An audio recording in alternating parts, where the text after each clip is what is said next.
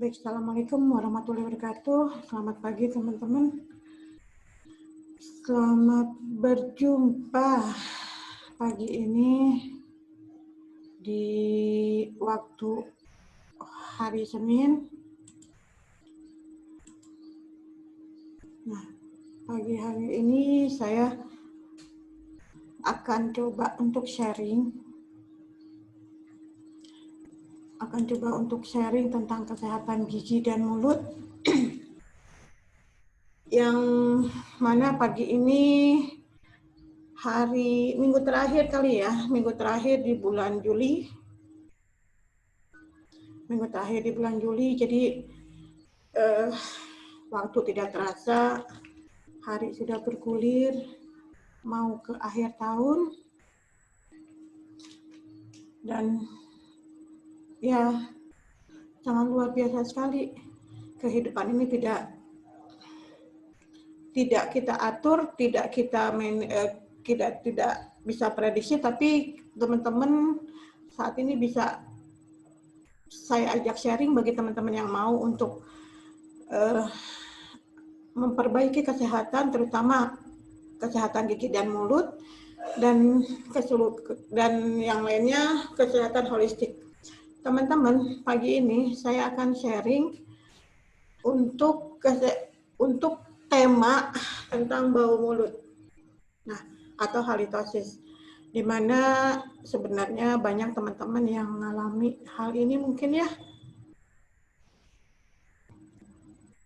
Banyak teman-teman yang mengalami seperti kayak gini, tentang banyak hal lah yang bau mulut itu tidak bisa kita prediksi kehadirannya, dan ini sangat mengganggu loh. Ini sangat mengganggu sekali. Bentar.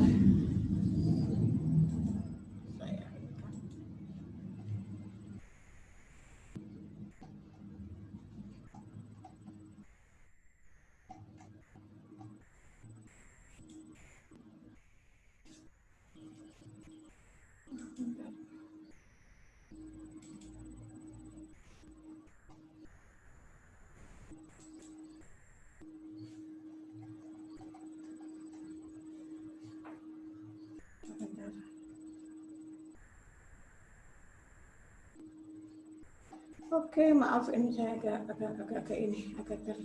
terhambat nih, sebentar ya.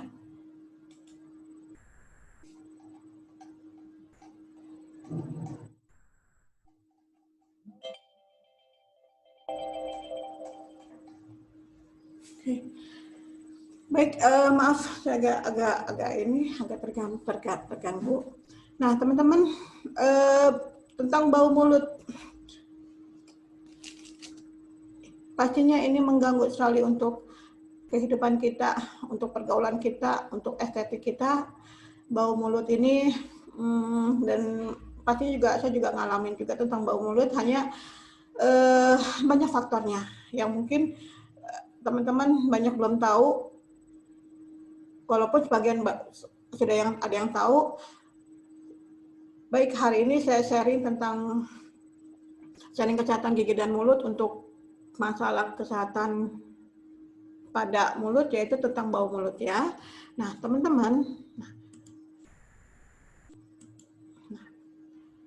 bau mulut itu apa sih, atau nama lainnya halitosis? Nah, halitosis ini adalah digunakan untuk istilah bau mulut yang merupakan nafas yang kurang nyaman, yang tidak menyenangkan, dan itu akan mengganggu. Ya, ini bukan penyakit, tapi ini hanya suatu gejala dari kondisi patologis oral atau sistemik, yang artinya ini hanya faktor indikasi atau ada sesuatu yang kurang baik dalam tubuh kita. Ya, kondisi patologis nanti saya gambarkan apa aja, seperti apa. Nah, teman-teman, halitosis ini bisa dialami semua jenis kelamin, wanita atau pria. Khususnya untuk pria itu banyak sekali faktornya, terutama yang untuk perokok. Hati-hati loh teman-teman, walaupun ini bukan suatu penyakit, Tapi ini dari faktor adanya keluhan halitosis atau bau mulut ini bisa menyebabkan faktor masalah yang lainnya. Ya, nih. Penyebab halitosis ini, penyebab bau mulut ini bisa adanya karies dan karang gigi. Nah, karies dan karang gigi teman-teman mungkin belum tanpa sadari ya, ternyata di dalam mulutnya itu ada lubang-lubang gigi yang lama-lama kalau didiamin itu akan menimbulkan abses. Nah, abses juga itu jadi masalah yang akhirnya gigi akan hilang atau gigi akan rusak. Nah, tapi sebelumnya itu akan menyebabkan sakit gigi dan rasa-rasa yang kurang nyaman. Nah, karang gigi atau karang gigi dan plak. Karang gigi ini nih teman-teman seperti kayak gini, minggu kemarin sudah saya bahas tentang karang gigi. Nah, karang gigi itu bisa bercampur dengan plak, terutama untuk teman-teman yang merokok. Ya, terutama untuk teman-teman yang merokok, ini bisa menyebabkan karang gigi. Bisa menyebabkan plak. Khususnya yang merokok biasanya banyak sekali plaknya. Ya, dan mau nggak mau rokoknya tersebut udah bau, apalagi kalau terjadi plak. Nah, sehingga itu bau mulut kita akan bau. Ya. Nah, caranya apa? Ini untuk menghilangkannya. Ini dengan cara kita membersihkan karang gigi, membersihkan dengan scaling. Nah, kalau karies kita tambal, kita tutup lubangnya, dan insya Allah itu akan memperbaiki juga fungsi kunyah kita. Nah, tapi teman-teman harus sabar untuk penambalan karies ini. Nggak bisa 1 kali atau 2 kali, bisa jadi itu 3-4 kali lebih lah, tergantung kondisi karies giginya. Kadang-kadang pasien banyak yang merasa keberatan ya untuk penambalan penambalan karies ini atau gigi berlubang ini. Tapi jangan khawatir teman-teman, kalau misalnya diburu-buru, itu kan di dalam karies gigi itu kan itu banyak kotoran-kotoran, banyak plak-plak, banyak kuman-kuman yang harus dibersihkan. Nah, makanya butuh perawatan minimal 2-3 kali. Ya, karena apa? Itu untuk dibersihin dulu, disterilkan dulu, baru ditutup. Ya. Dan kalau misalnya yang lebih parah lagi itu harus perawatan saluran akar. Nah, teman-teman, kembali lagi pada teman-teman itu pilihan. Kalau misalnya teman-teman ingin kesehatan gigi dan mulutnya lebih baik lagi, fungsi giginya lebih baik lagi, dan jauh dari bau gigi gitu kan atau halitosis, ini harus diperbaiki. Ya. Nah, terus buat teman-teman yang punya gigi tiruan atau gigi palsu ya. Nah, gigi palsu ini juga bisa menyebabkan halitosis atau bau mulut kalau memang tidak bisa dibersihkan.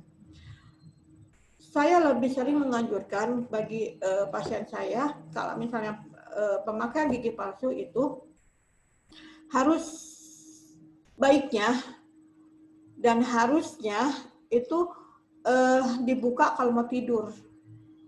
Disimpan di air hangat supaya kuman-kuman itu akan hilang, dan dibersihkan, disikat dengan sikat yang halus perlu juga ya, karena kalau misalnya tidak dilepas-lepas itu jaringan giginya juga akan bermasalah, tulang giginya akan bermasalah karena penekanannya, dan penekanan gigi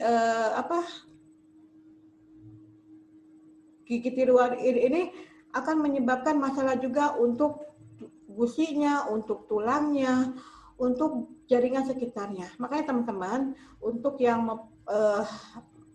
memakai gigi palsu, coba. Walaupun tidak tiap hari harus dibuka, minimal seminggu sekali dan dibersihkan. Makanan bisa numpuk di sini. Ya, di sekitar di tempelan di platnya ini itu bisa numpuk. Dan itu harus dirapihkan, harus dibersihkan. Ya. Kebersihan mulut yang buruk sehingga menjumlah bakteri sangat banyak dalam mulut, terutama di permukaan lidah. Nah, ini teman-teman kalau misalnya habis makan, usahakan untuk kumur-kumur. Supaya makanan itu keluar, dan baiknya minum air hangat. Karena apa? Air hangat itu juga membantu untuk pembunuhan bakteri di dalam mulut. Makanan dan minuman yang berbau, kayak misalnya pete, jengkol, terus apa, pokoknya yang berbau-bau gitu. Dan satu lagi, nah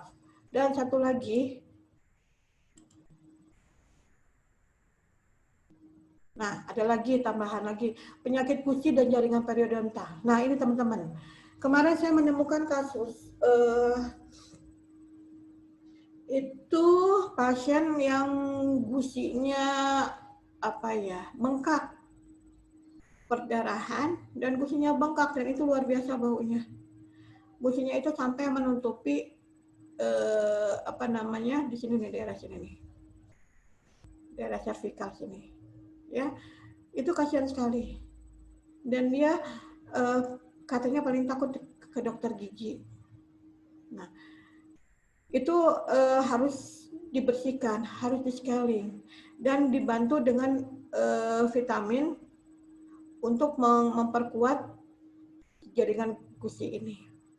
Vitamin C dan kalsium itu lebih diutamakan untuk membantu kebersihan, untuk membantu kekuatan dari struktur tulang ini.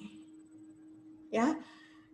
Terus merokok nih teman-teman, hati-hati ya. Saya nggak tahu ya, ini merokok tuh sebenarnya masalahnya kenapa ya orang ingin merokok yang betul-betul. Tapi intinya mungkin ada suatu kenyamanan dengan merokok, sehingga rokok ini dijadikan dijadikan peluang untuk merelaksasikan pikiran. Padahal sebenarnya ini adalah nikotin. Nikotin ini akan numpuk di sini, di gigi ini, ya, makanya hitam-hitam, makanya dia berbau gitu kan. Ini juga bisa menyebabkan bau mulut. Nah, teman-teman untuk yang ingin melepaskan rokok, bisa teman-teman nanti hubungin saya di 081563737202. Ini teman-teman bisa melepaskan rokok ini tanpa rasa sakit, itu dengan dibantu terapi EFT. Dan nanti ada sharingnya, ada pelatihannya tiap hari Rabu. Insya Allah teman-teman ikutin di FB Rumah Detok KN Laresa ini. Nah, bagaimana untuk menghilangkan, cara efektif untuk merubah atau menghilangkan kebiasaan merokok, itu teman-teman bisa kita bantu kalau misalnya mau teman-teman untuk merubah, untuk menghilangkan kebiasaan merokok ini. Tapi tetap harus ada niat ya. Lumayan loh, ini rokok harganya 20.000 minimal ya. Saya nggak tahu seperti berapa harganya, tapi coba kalau uang rokok ini dialihkan untuk keperluan yang lain, misalnya keperluan anak gitu kan, untuk keperluan makan gitu kan. Dan ini juga bisa membantu kalau misalnya kita berhenti merokok juga untuk membersihkan organ-organ tubuh, walaupun katanya orang tanpa merokok juga pasti meninggal juga gitu kan. Nah, teman-teman, sekarang kembali pilihan. Teman-teman apakah akan berhenti merokok atau meracuni tubuh? Yang akhirnya kalau udah merokok paru-parunya sakit, lambungnya sakit gitu kan, pikiran juga sakit, tambah stres, itu juga akan menjadi bermasalah. Nah, rokok ini juga untuk gigi juga sangat-sangat bermasalah sekali. Jadi teman-teman, yuk rubah dari sekarang untuk kebiasaan-kebiasaan merokok ini agar tetap sehat. Nah, pemakaian beberapa obat tertentu yang dapat menyebabkan mulut menjadi kering. Nah, mulut kering itu juga bisa menyebabkan bau mulut. Nah, terutama kalau misalnya salah satunya penyakit yang kata orang namanya MAH atau lambung, asam lambung, itu juga bisa menyebabkan bau mulut. Nah, itulah penyakit asam lambung atau MAH itu bisa diperbaiki juga dengan pikiran. Ya, kalau kita terlalu stres, itu juga bisa menyebabkan bau mulut, bisa menyebabkan bau mulut Terus kalau misalnya kita makan salah, saya sering menganjurkan untuk pola makan dirubah dengan food combining atau program food combining atau yang Dewi Huges itu. Nah, itu juga kalau misalnya teman-teman makan yang tanpa beraturan menyebabkan juga asam lambung dan mulut kering juga bisa terjadi, dan ini juga bisa menyebabkan halitosis ya. Nah, gimana perawatannya sih untuk bau mulut? Nah, upayakan teman-teman sehari sikat gigi 2 kali sehari, pagi pagi bangun tidur atau sesudah makan atau mau tidur dan mau tidur.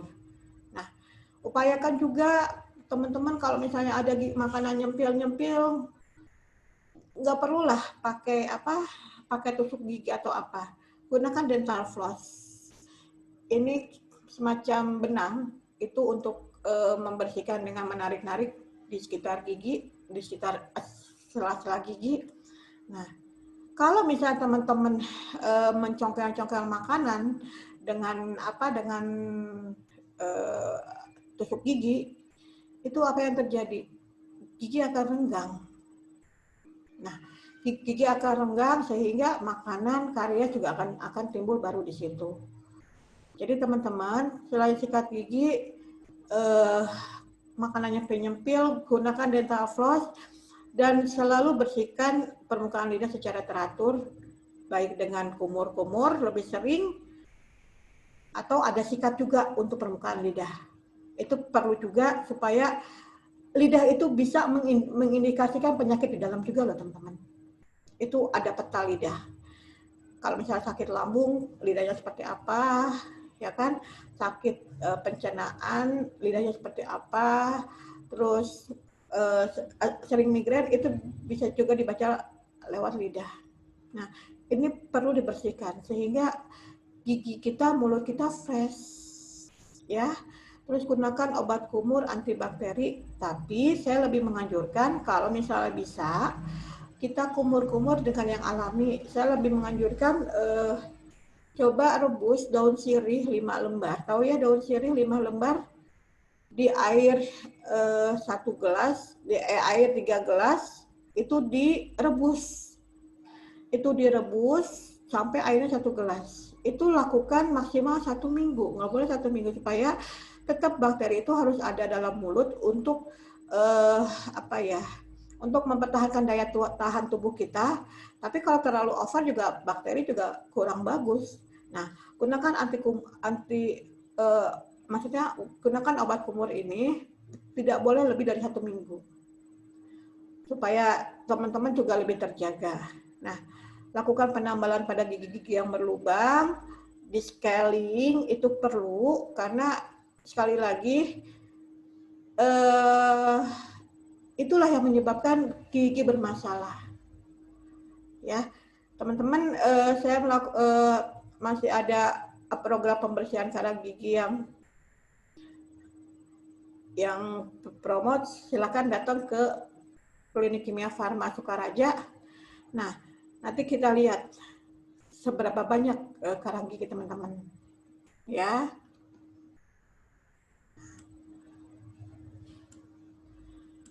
Saya nggak banyak bercerita di sini. Nah, nanti kalau misalnya teman-teman ada yang mau konsultasi, silakan hubungi di 081563737202 atau nanti bisa ngobrolnya lewat call ya. Nanti silakan daftar dulu di 0815637372 kalau misalnya mau konsultasi pagi ini. Atau juga bisa datang ke Klinik Kimia Farma Sukaraja. Saya ada di sana jam 10 sampai malam, sampai jam 7 hari ini. Kalau hari Kamis Jumat saya ada di Pelabuhan Ratu, di Puskesmas Pelabuhan Ratu, sampai jam 11 sampai jam 10, jam 11 ya pendaftaran. Nah, sorenya saya di klinik jam 5 sampai jam 7 hari Kamis Jumat. Hari Sabtu dari jam 10, jam 9, jam 10 sampai jam 5. teman-teman kalau misalnya ada yang mau konsultasi, mangga bisa lewat Facebook saya di Leda Marlina Konsultasi Gigi atau telepon di 081563737202. Nanti kita bisa via call juga kalau misalnya teman-teman mau yang konsultasi, mangga. Nah, gimana sih perawatan untuk bau mulut ini? Hindari merokok. Nah, teman-teman, untuk menghindari merokok, yuk saya bantu dengan terapi EFT tiap hari Jumat malam, insya Allah saya melakukan terapi secara online. Nah, ini nanti bisa daftar juga di 081563737202 untuk nanti dihubungi lagi.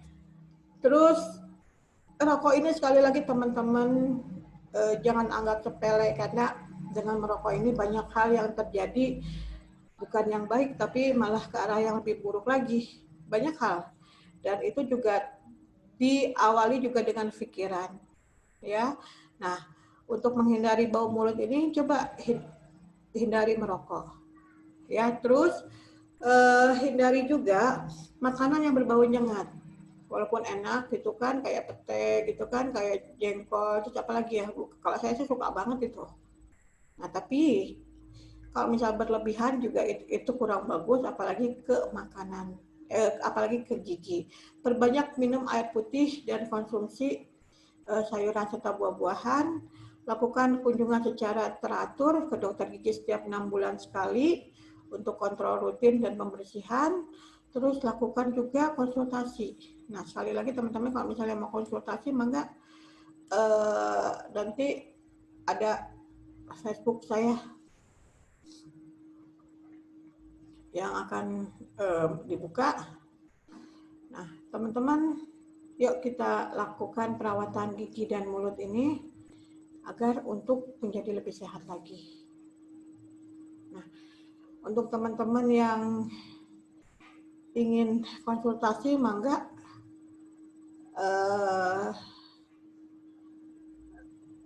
silakan, atau misalnya mau ke tempat praktek saya juga silakan, saya ada di sana. Tapi sebelumnya daftar dulu di 081563737202. Mungkin hanya itu teman-teman untuk hari ini, pagi ini saya nggak lama. Saya coba untuk sharing buat teman-teman. Saya kembali ke slide. Oke. Selamat pagi teman-teman. Mungkin sharing pagi ini cukup sekian. Terima kasih udah mendengarkan saya. Assalamualaikum warahmatullahi wabarakatuh.